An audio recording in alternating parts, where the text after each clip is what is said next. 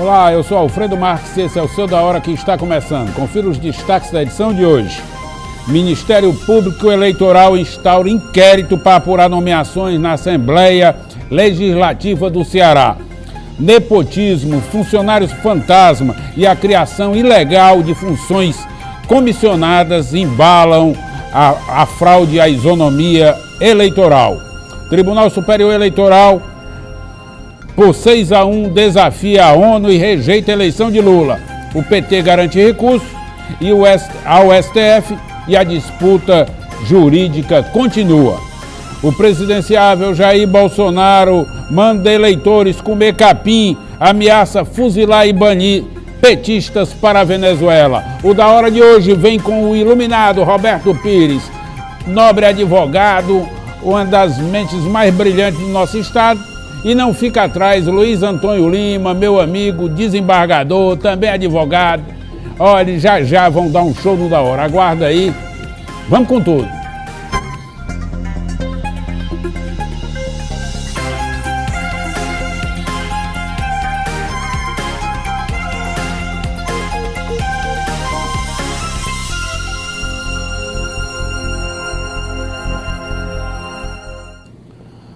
Vou iniciar o da hora de hoje mandando aqui os meus parabéns, aniversariante, minha amiga Ana Cláudia Alencar, colega advogada, esposa do meu amigo Vitor 32. Fica aí um abraço a ela, o pai dela, a família, todo mundo junto comemorando mais um aniversário da nobre causídica.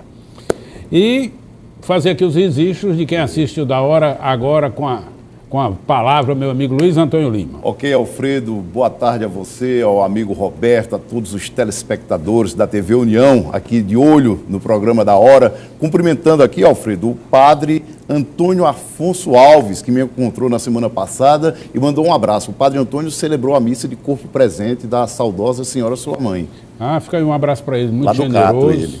É, gente tá muito no boa. Crato? Não, ele é do Crato, mas sim. está aqui em Fortaleza, a serviço da igreja. Fica aí o registro e o agradecimento pela atenção. Foi muito generoso, enfim. Ele é fã do programa, viu? Agora ele pede que você tenha calma, principalmente com o Roberto. Tem dia que eu não tomo meu remédio, aí dá desse jeito, aí fica a moda Ciro Gomes. A moda Ciro Gomes, a lá Ciro. Ilustres, vamos aqui a um número arrebatador. Dr. Roberto Pires, 3.366. O que pensar de números tão trágicos? Alfredo, uma realidade que ainda não entrou no debate político. Apenas até agora só bravatas, frases de efeito e nenhuma proposta para combater esse número crescente de homicídios e outras violências. Pistolagem volta a tudo no Ceará. Na sexta-feira tivemos 2 mortes por pistolagem pelo menos. O interior todo está preocupado, porque o efetivo da Polícia Militar não dá conta e nem chega a tempo de prevenir e evitar o que é inevitável. Aquele crime de surpresa de tocaia, crime a sangue frio, a queima-roupa e o que fazer? Só muita reza, Alfredo Marques. Eu acho que nem os cantos que têm policiamento estão protegidos. E foi assim num espaço público, numa estação do Metrofó. Veja o que aconteceu com um guarda que fazia vigilância, ou que faz vigilância lá da estação do metrô. Vamos ver aí. Vai. Boa noite. Aí, ó, Roberto e Luiz. Os bandidos chegam, tiram a arma do segurança, aí depois tiram o colete do segurança e deixam o cara pasmado aí, levam o que querem e fica por isso. Agora, o que espanta aí também, Alfredo, o que é que espanta? É a facilidade, a facilidade com que os bandidos andam portando armas na cidade de Fortaleza. Você acredita que se você tivesse armado aí nessa circunstância, teria feito melhor do que o segurança? Não, acredito que não, porque é o efeito surpresa. Agora, eu acredito que se houvesse uma mudança na política, no que diz respeito ao treinamento do cidadão preparado para poder portar sua arma em certas ocasiões e se proteger, a bandidagem naturalmente ela recuaria. Infelizmente o que acontece no momento é a facilidade do bandido andar armado aonde quer, matando as pessoas e o cidadão como refém, como uma presa muito fácil. E você, eu acabei de lhe perguntar se você seria capaz de reagir de forma diferente. Mas isso... Porque nós seremos presas fáceis estando armados. Além de presas fáceis, tem uma outra questão. O ser humano é muito violento. E aqui nós já alcançamos números absurdos da violência que tem destaque nacional. Fortaleza, o Ceará, é uma coisa absurda. 3.366 assassinatos esse ano. As pessoas desarmadas. Imagine se der arma para todo mundo, como é que não vai ser? É evidente. Faroeste caboclo. É evidente que este aspecto que você está colocando, ele vai necessitar de tempo para uma mudança no comportamento das pessoas. Ele vai precisar de uma política de se adequar a essa situação. Pode me chamar de você, Roberto. O senhor falou, essa formalidade toda. Que vai bater mudar a legislação, porque tem muita facilidade para o bandido. Mudar em que sentido? Porque o bandido tem autorização da justiça?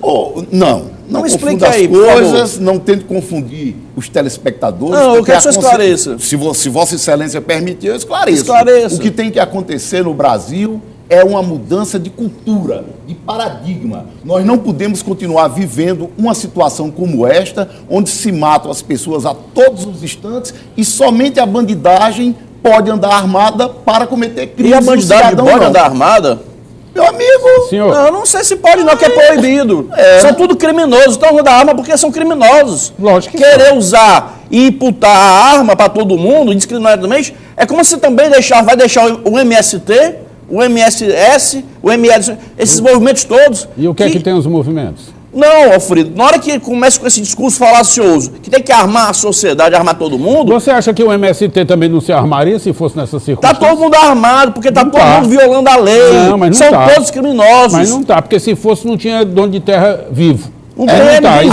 Agora, do jeito que está, não está. A premissa é falsa. Do jeito que está, não está dando certo. Isso aí é criminalizar o movimento social, isso é outra história. Do jeito que está, não está dando certo. A sociedade... Vamos adiante, peraí, eu queria que a gente visse aqui um vídeo em que documenta um registro histórico, um momento que o Brasil passou para um candidato que tem estimulado aí o uso de arma por todo mundo, inclusive por senhoras que deviam andar na bolsa com a metralhadora, se possível. Vamos dar uma olhada aí.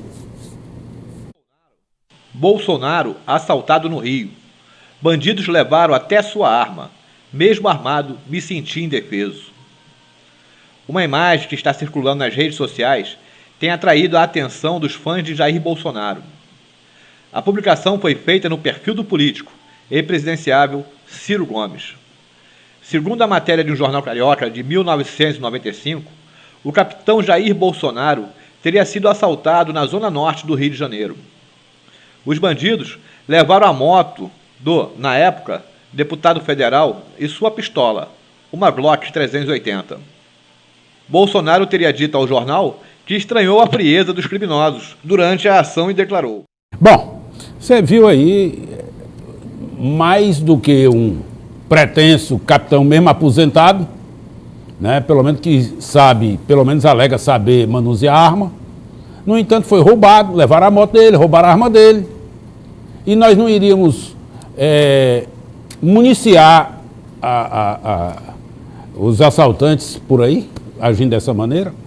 Isso passa por um processo sério de mudança, de cultura, de comportamento, de treinamento. Agora, o que não pode é a sociedade continuar sendo refém da forma que está e a polícia sempre aconselhando, em caso de assalto, não reaja. Ora, se o cidadão não tem arma, como é que vai reagir? Vai ser uma presa fácil para o resto da vida. Se sem reagir já tem gente morrendo, imagine reagir. Então nós temos que encontrar a saída. E qual a saída? Pois é, a saída começa pela educação, evidente, pelos programas sociais, pela preparação da sociedade para viver em harmonia. Tudo menos arma.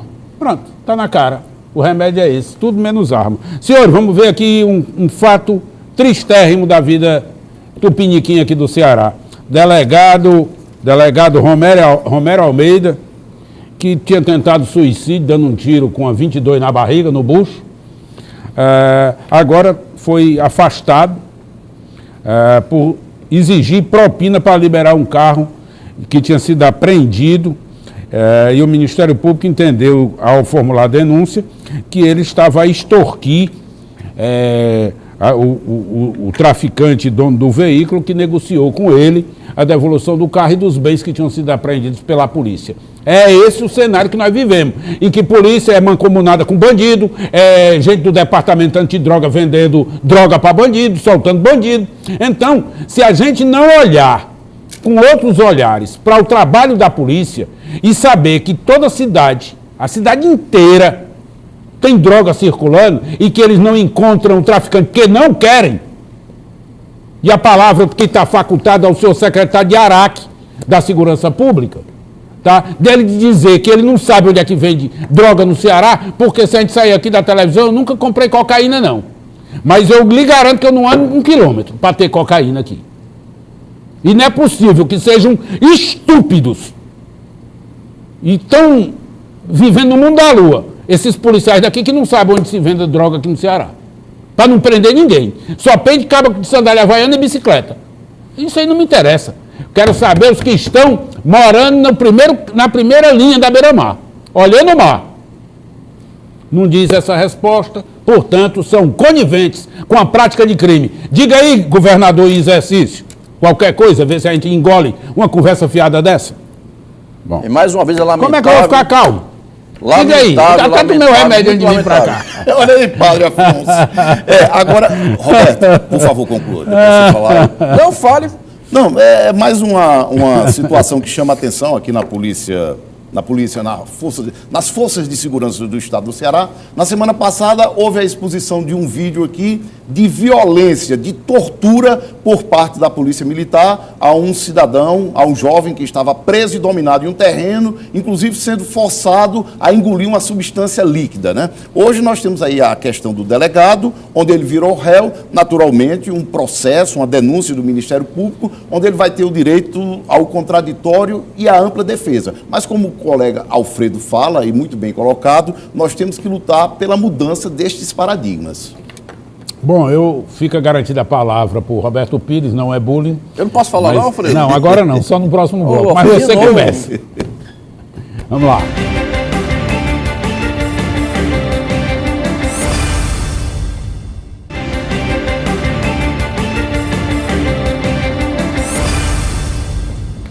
Bom, está garantida a palavra para o meu amigo Roberto Pires, mas vou puxar aqui um assunto. Ministério Público do Ceará apura se a Assembleia Legislativa contratou funcionários fantasmas para ser beneficiada no processo eleitoral. Elegeu os seus. Doutor Roberto Pires, a história se repete? É sempre assim? Alfredo, a questão não é essa. A questão é se é extemporâneo ou não, ou seja, se está dentro da época. Porque o que acontece pelo Ministério Público é uma investigação séria, mas dá tempo de excluir das urnas os improbos, os desonestos? Essa é a pergunta. Efetivamente, o que será feito para afastar esses desonestos, esses que estão abusando do poder, abusando da máquina pública para ter benefício próprio?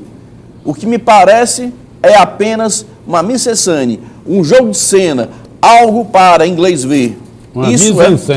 Isso tudo, ao estilo Walter Bardavil, é uma palhaçada. Eu não consigo entender porque só agora, porque já é anunciado há muito tempo que a Assembleia tem 5.000 servidores, mais do que a cidade de Guaramiranga. Se anuncia agora, em período eleitoral, a construção de mais um anexo. Que poder é esse que a Assembleia pode tudo, e pode tudo, e pode tudo? Isso é um absurdo que nós estamos vendo. O Ministério Público, muito importante para a sociedade, às vezes não consegue dar conta de tantos afazeres e dar as explicações necessárias que a sociedade tanto quer e cobra. Eu queria fazer até um questionamento. Atenção, Ministério Público Eleitoral. Os senhores que estão aí a garantir o processo isonômico nas disputas eleitorais, garantindo a todos uma paridade, fica um questionamento. A Prefeitura de Fortaleza tem, o prefeito tem seu irmão como suplente e maior doador de campanha de Cid Gomes ao Senado Federal. A Prefeitura de Fortaleza não parou de gastar dinheiro com publicidade. Eventualmente, ou como sempre, escolhe aqueles de sua conveniência.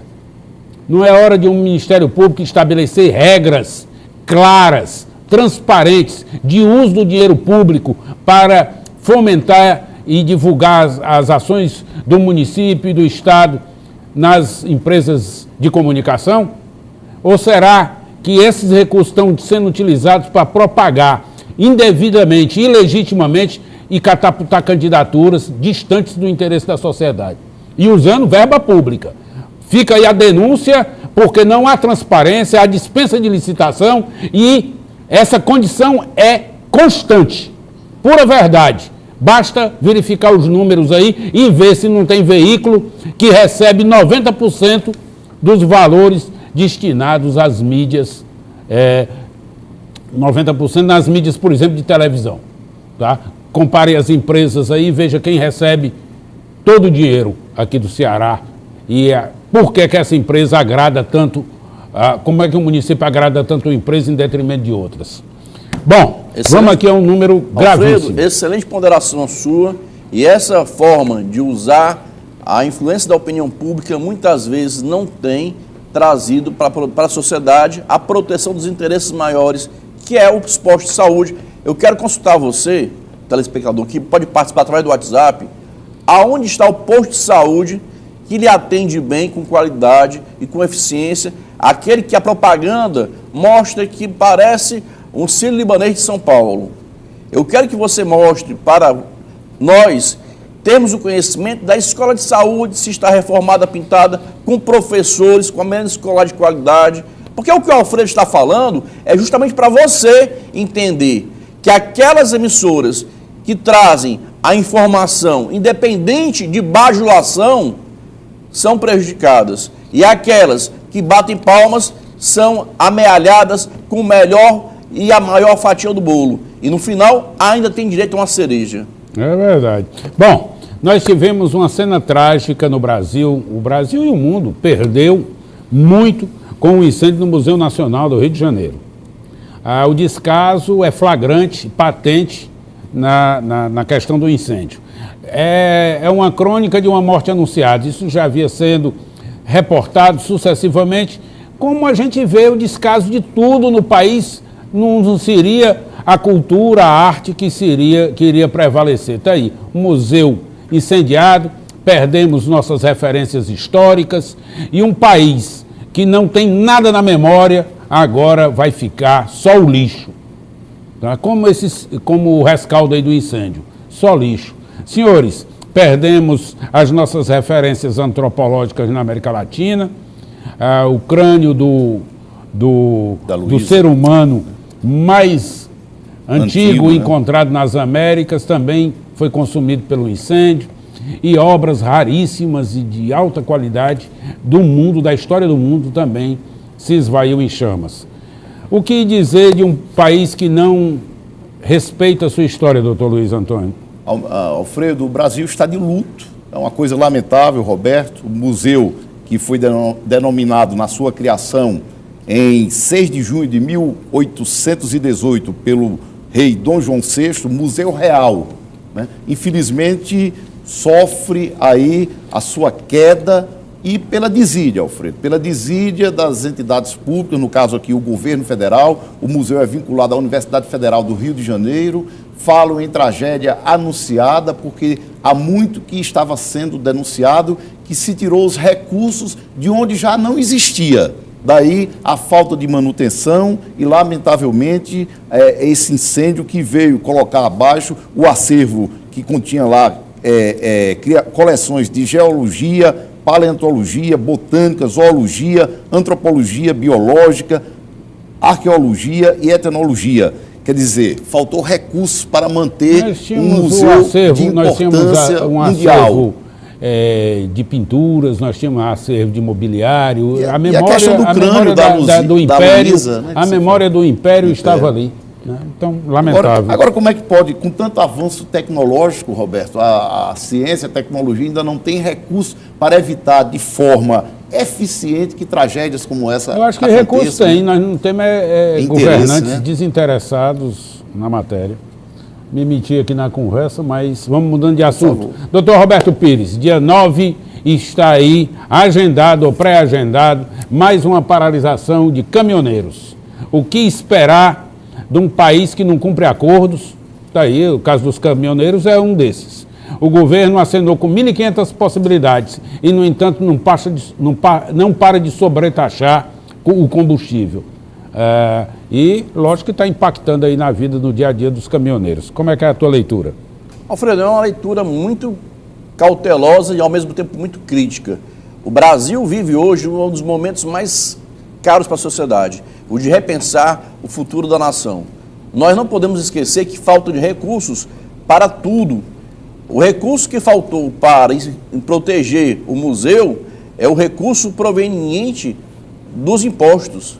É o recurso que muitas vezes se esvaira na corrupção, mas ao mesmo tempo não dá para beneficiar a todos.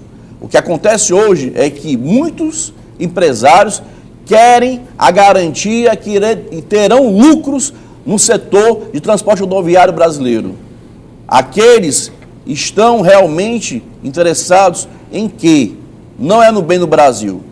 Essa semana, uma emissora de televisão fez uma denúncia gravíssima, mostrando o que faltou de investimento em infraestrutura rodoviária no Brasil. Não se trabalhou nas estradas, não se trabalhou nas rodovias, não se trabalhou nos trilhos, em canto nenhum. O Brasil sofre de uma logística precária, atrasada, mas não é de hoje, é desde 2004. O Brasil parou no tempo e nas rodas, e agora querem que tire o dinheiro da saúde para subsidiar os empresários. Eu fico muito preocupado com esse discurso, porque tem caminhoneiros autônomos, tem grandes corporações de transporte rodoviário, mas quem paga a conta é o contribuinte, com subsídios do combustível. Bom, Ciro Gomes garante que vai processar a revista Veja. Está indignado, diz que a revista é moribunda, diz que tem uma vida limpa, que jamais foi processado por qualquer escândalo, mas ele devia se ater à denúncia formulada pelo ex-tesoureiro do último partido que ele teve, do PROS, que disse que entregava dinheiro a ele, que ele sabia de tudo, que vendeu facilidades dentro do PROS e que o senhor Ciro era o interlocutor com ele. Ele devia, além de processar a revista Veja pela falsidade, mas ele devia rebater as acusações feitas pelo tesoureiro do partido dele na época. Alfredo, a maneira mais justa e equilibrada de o Brasil saber a verdade é Ciro Gomes processando a Veja. Ali caberá... Eu acho que ele devia processar era o denunciante, porque a Veja levou a matéria ao ar. Ele processe a Veja... E o denunciante. Alfredo, não é esclareça a denúncia, meu irmão. Não será porque é muito fácil chegar e dizer, eu vou processar e não trata do assunto. Não será a primeira vez que ele irá processar a Veja e das outras vezes ele perdeu. Perdeu porque a verdade foi anoticiada. Agora, ele foge de enfrentar o tema que é a denúncia para atacar quem denunciou, para atacar aquele que levou a você a informação. Eu, Alfredo, procurei no sábado e no domingo, ontem, a revista Veja para comprar. Encontrou? Não encontrei porque vendeu tudo. O cearense... Então imagina quem comprou. O cearense quer saber o que está se passando. Não é de hoje. As denúncias são graves. Denúncias essas que se repetem ano a ano. Está tudo guardada ali na Barão de Estudos. Bom, vamos a um pequeno intervalo. Me desculpe interromper. Eu queria falar, Alfredo. Não, mas você está querendo falar demais. Vamos a um pequeno intervalo, voltamos já já.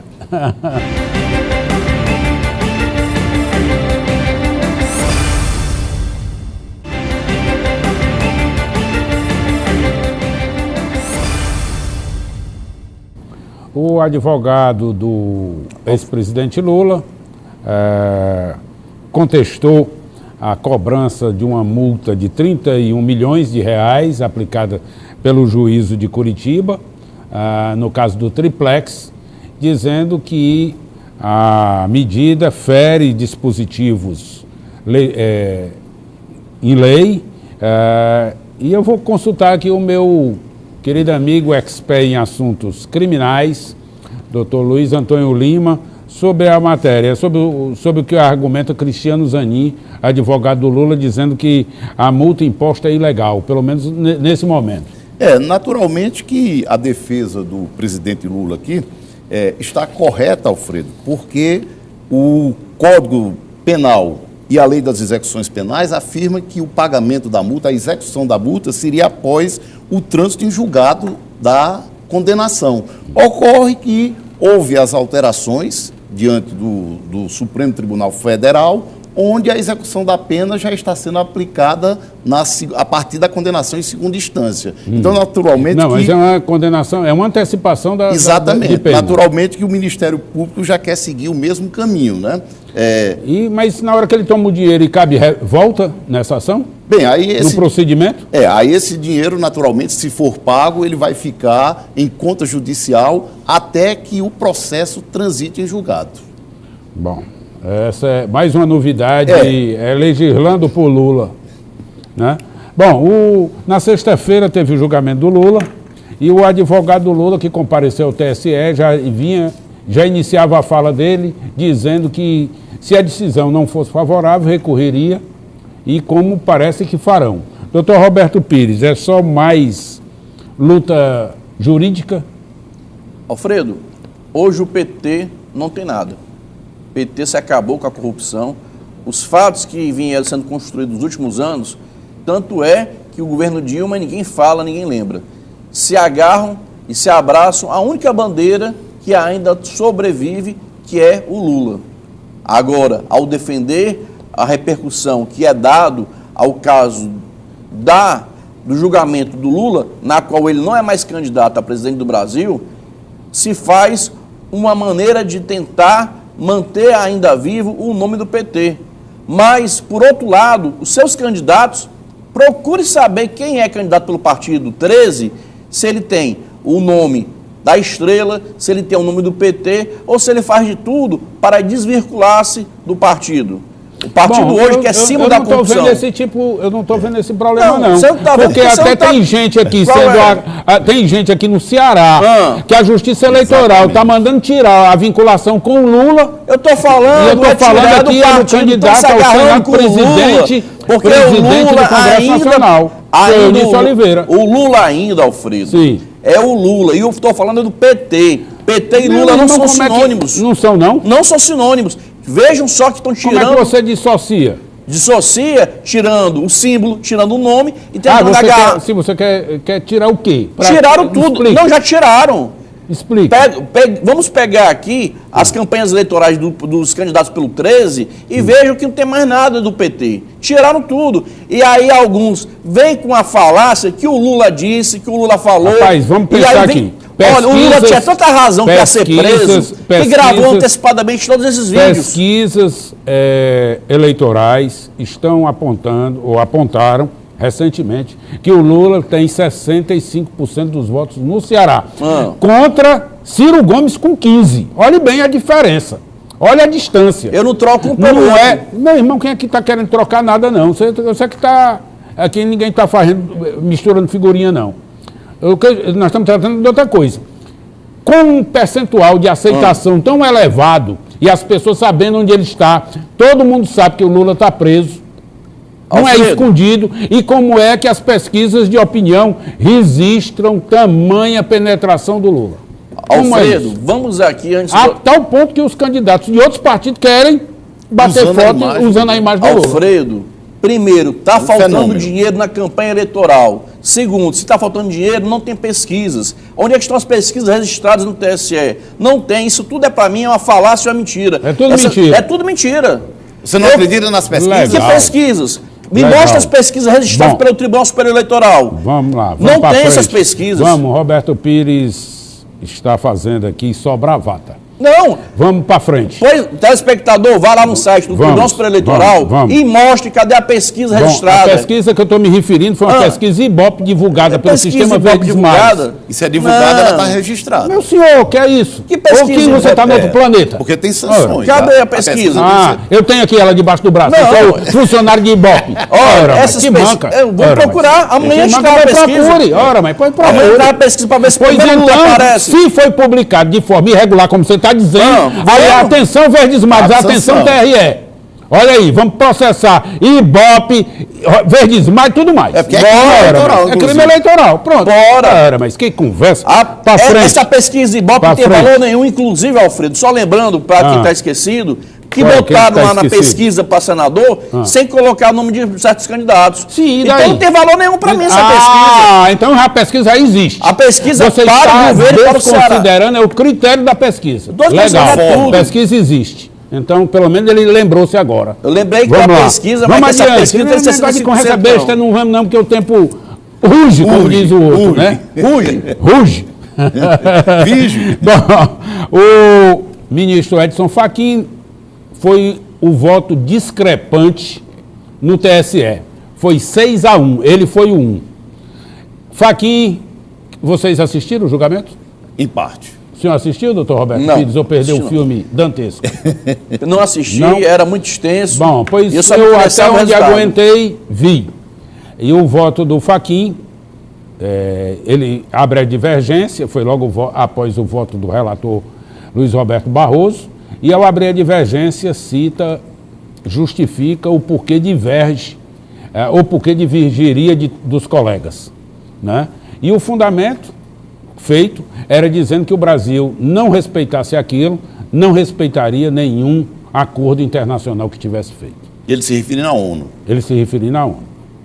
Senhores, o Brasil, signatário de um acordo que o governo brasileiro reconhece a soberania da ONU no caso específico, ao fazer 3 defesas nesse processo. Como é que se diz que isso não existe? Há controvérsias. Qual é a controvérsia? Primeiro, a decisão da ONU é uma decisão da comissão. Né? Esse é o primeiro aspecto. O segundo aspecto é que a legislação brasileira ela foi cumprida nos procedimentos que estão sendo questionados. E, taxativamente, ela não tem uma definição do recurso que foi interposto. Lógico que nós podemos tirar o chapéu para a defesa do presidente Lula, que está dentro dos parâmetros legais, recorrendo em todos os aspectos. Agora, o difícil está sendo mostrar aonde está a ilegalidade. Daí o resultado que os senhores estão vendo. Bom, doutor Roberto Pires.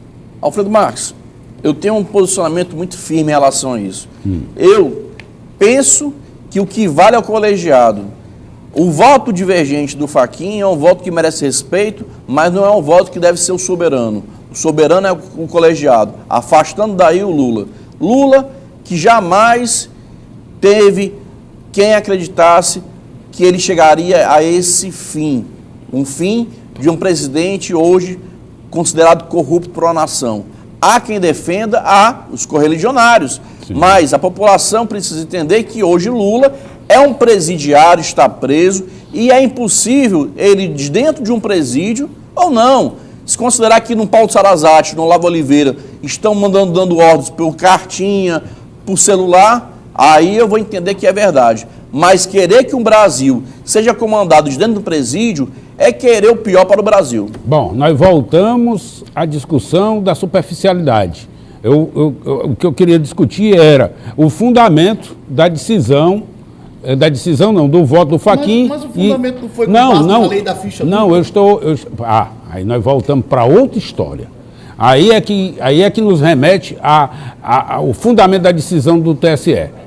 No próprio voto do Fachin, o Fachin diz o seguinte: olha, eu entendo que o Lula é ficha suja. E ele começa assim.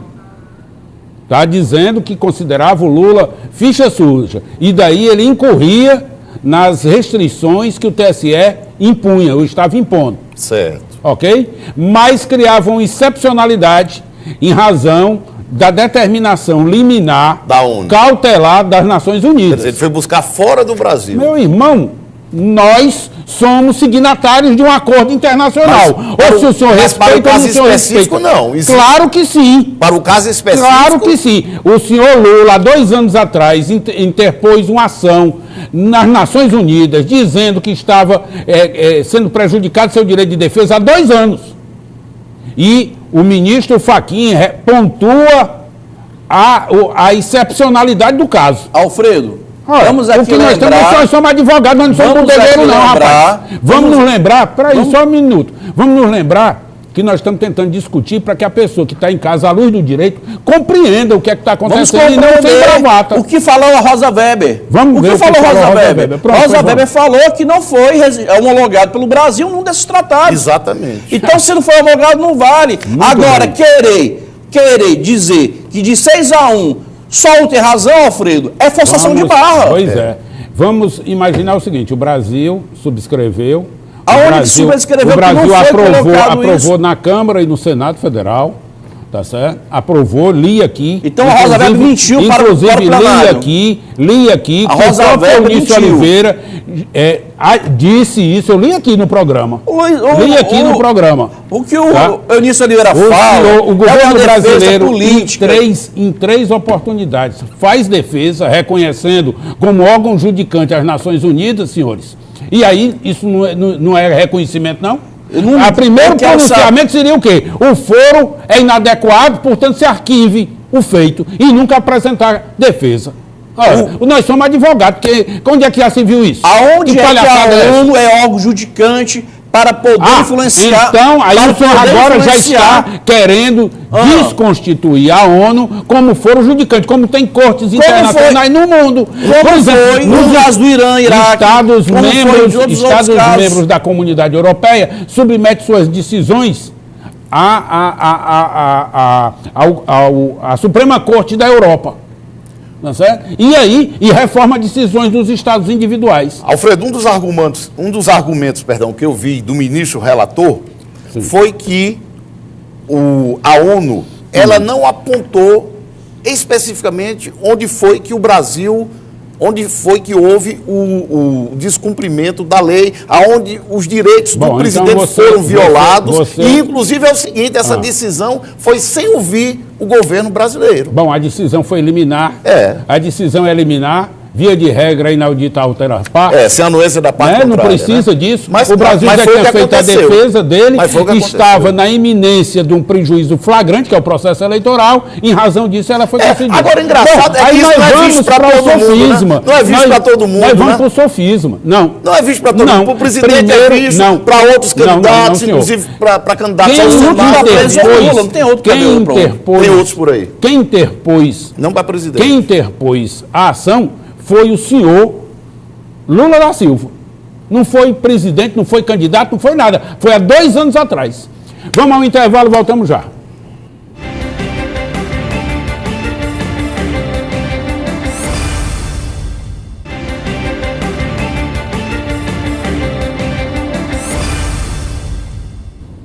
Estamos de volta, senhores. A campanha eleitoral só está começando no rádio e na TV. E nós já tivemos aí muitas escaramuças, né? E as contradições ficam exacerbadas nesse momento, porque na hora de cabular o voto, você vem ter que expor as contradições do adversário. Pois vamos ver aí, aqui recorreu Geraldo Alckmin, que valeu-se de uma peça britânica de combate ao armamento e plagiou a empresa inglesa de publicidade e fez aí uma matéria criticando o senhor Jair Bolsonaro. Confira aí as imagens.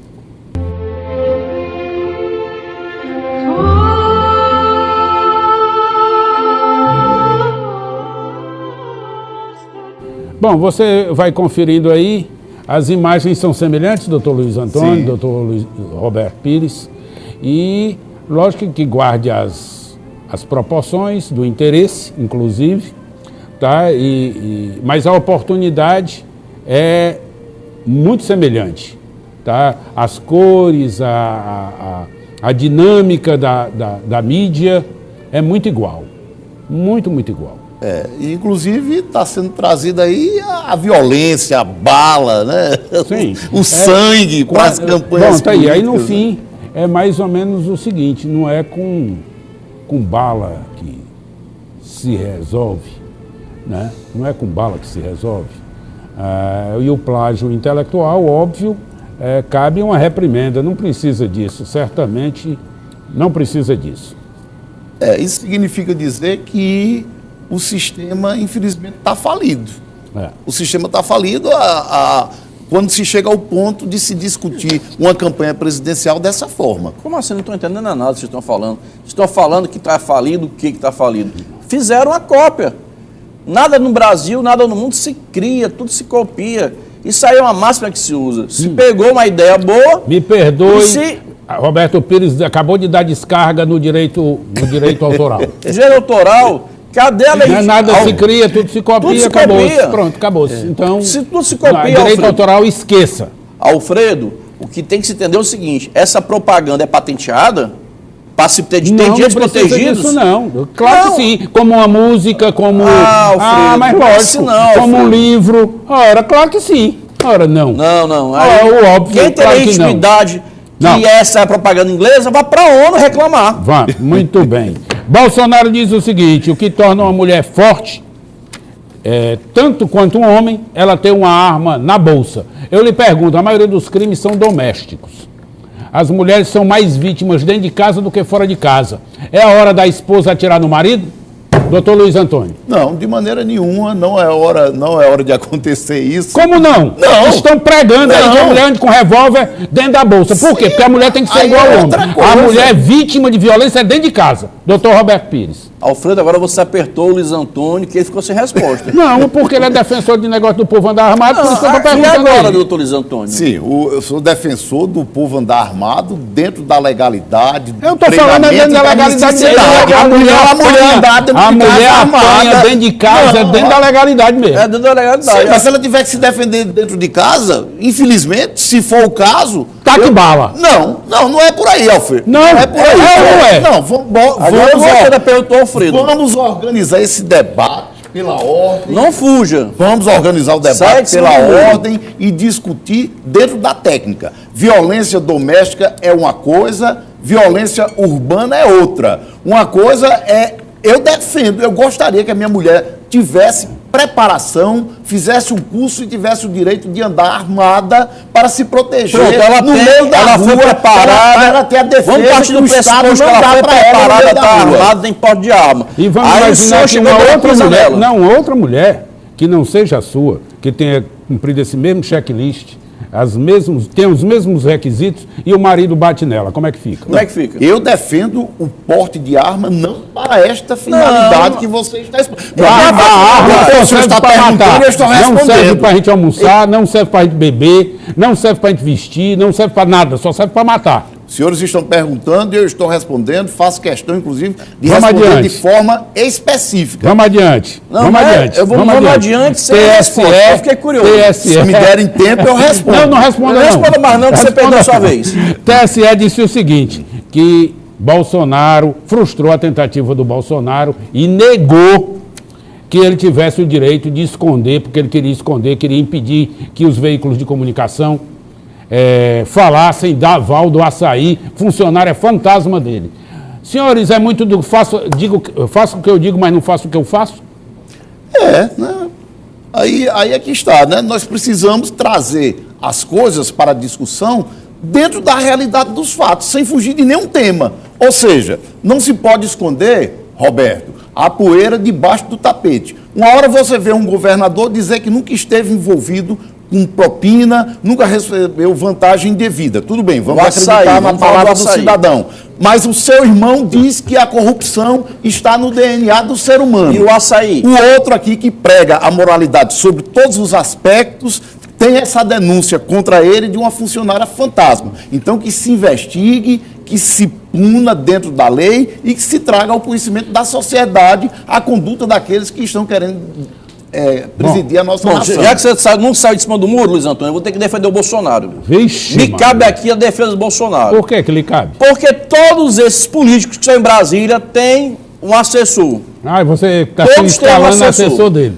E aí agora vem questionar se o único que tem um assessor dentro de casa, fora de casa, na rua, na padaria, é o Bolsonaro.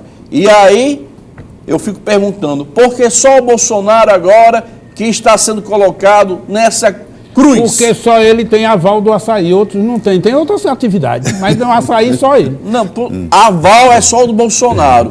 Mas querer imputar a culpa de Bolsonaro a isso... Vamos ver mais. Olha, ele foi pródigo, ele botou para lascar nesse fim de semana.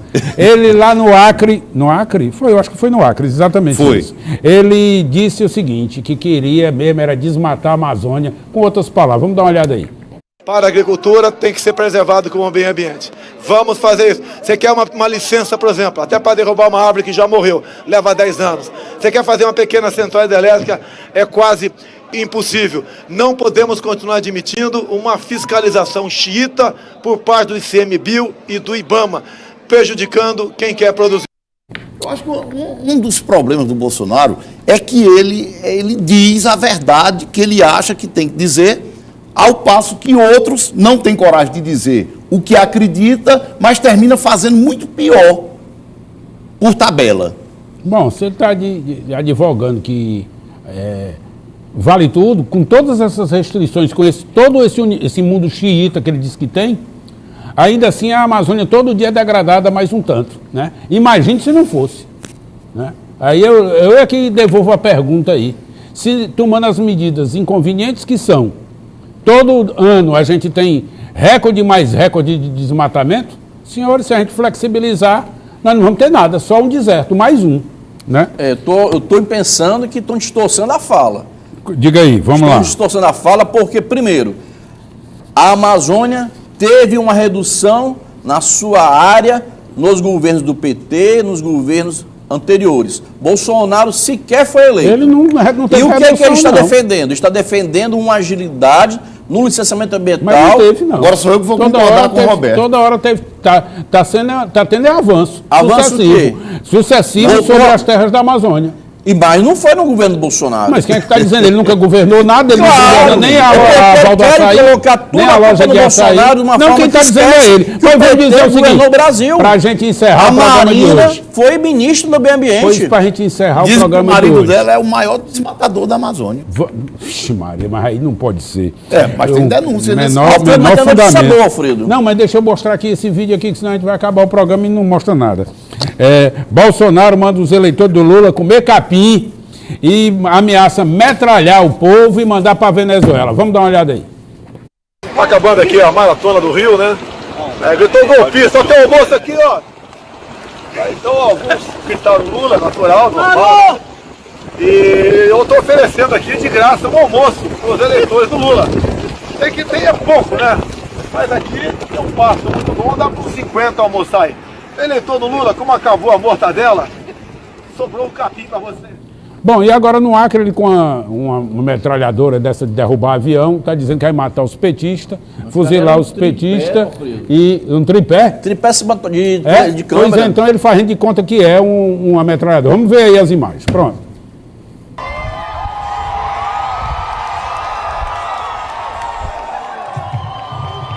Vamos fuzilar a petralhada aqui do Acre, hein? Vou botar esses picareta pra correr do Acre. Já que eles gostam tanto da Venezuela, essa turma tem que ir pra lá. Só que lá não tem nem mortadela, hein, galera? Vão ter que comer a capim mesmo, hein? Bom, estamos já em vias de terminar aqui. Ele só falou dos picaretas, botar pra fora os picaretas. Ah, sim, senhor. Ele não falou dos... Depois leia a matéria inteira. Não, aqui o vídeo que você mostrou... E aí leia a matéria inteira, porque a matéria se refere aos petistas. Ah. Tá certo? E se gostam tanto da Venezuela que vão para lá. É lamentável que o nível da campanha presidencial tenha chegado a essa esse barbárie ponto logo no início. Pois é uma loucura isso. E você quer que eles comam capim aqui? Não, eu quero que se eleve o nível da campanha Muito a presidente bem. do Brasil. Senhores, vamos ficando por aqui. Quero falar, Alfredo. Não tem mais jeito. Forte abraço. E você vai ficar agora com um programa de horrores aí. Um programa eleitoral triste demais. Olha o nível.